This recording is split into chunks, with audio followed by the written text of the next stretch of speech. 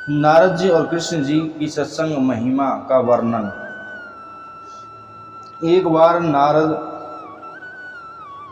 भगवान विष्णु के पास गए और प्रणाम करते हुए बोले, हे लक्ष्मीपते, हे कमल नयन, कृपा करके इस दास को सत्संग की महिमा सुनाइए। भगवान ने मंद मंद मुस्कुराते हुए अपनी मधुर वाणी में कहा, हे नारद, सत्संग की महिमा का वर्णन करने में तो वाणी की कोई गति नहीं होती है।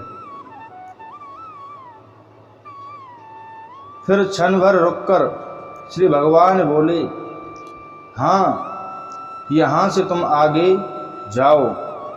वहाँ इमली के पेड़ पर एक बड़ा विचित्र रंगीन गिरगिट है, वह सत्संग की महिमा जानता है, उसी से पूछ लो। देवर्षि खुशी खुशी इमली के पेड़ के पास गए और योग विद्या के बल से गिरगिट से बातें करने लगे। उन्होंने गिरगिट से पूछा, सत्संग की महिमा क्या है, कृपया बतलाइए। सवाल सुनते ही वह गिरगिट पेड़ से नीचे गिर गया और झटपटाते हुए प्राण छोड़ दिए। नारद जी को बड़ा अचंभा हुआ। वे डरकर लौट आए और भगवान को सारा वृत्तांत कह सुनाया।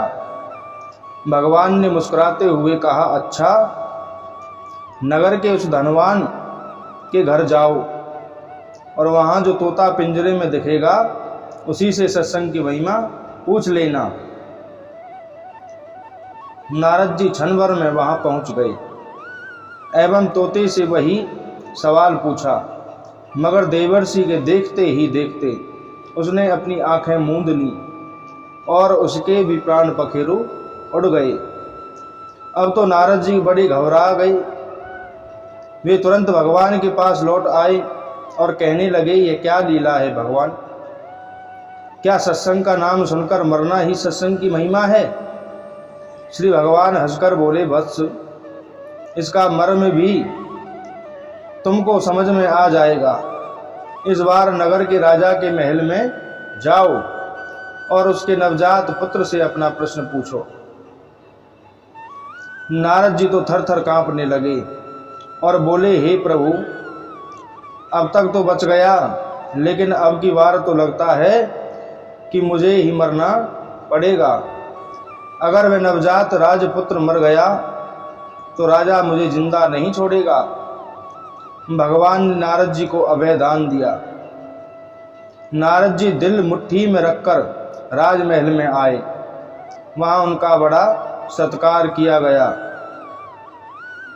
अब तक राजा को कोई संतान नहीं थी, अतः पुत्र के जन्म पर बड़े आनंदोल्लास से उत्सव मनाया जा रहा था। नारद जी ने डरते डरते राजा से पुत्र के बारे में पूछा। नारद जी को राजपुत्र के पास ले जाया गया। पसीने से तर होते हुए मन ही मन श्री हरि का नाम लेते हुए नारद जी ने राजपुत्र से सत्संग की महिमा के बारे में प्रश्न किया तो वह नवजात शिशु हंस पड़ा और बोला, महाराज, चंदन को अपनी सुगंध और अमृत को अपने माधुर्य का पता नहीं होता है। ऐसे ही आप अपनी महिमा नहीं जानते, इसलिए मुझसे पूछ रहे हैं। वास्तव में आप ही के क्षण मात्र के संग से मैं गिरगिट की योनि से मुक्त हो गया और आप ही के दर्शन मात्र से तोते की क्षुद्र योनि से मुक्त होकर इस मनुष्य जन्म को पा सका। आपके सानिध्य मात्र से ही मेरी कितनी सारी योनियां कट गईं और मैं सीधे मानव तन में पहुंच गया। राजपुत्र बना, यह सत्संग का कितना अद्भुत प्रभाव है।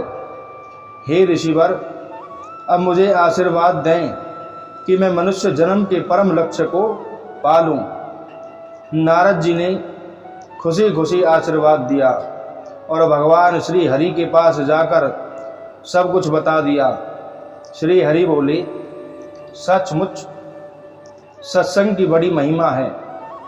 संत का सही गौरव या तो संत जानते हैं या उनके सच्चे प्रेमी। इसीलिए जब भी समय मिले सत्संग कीजिए।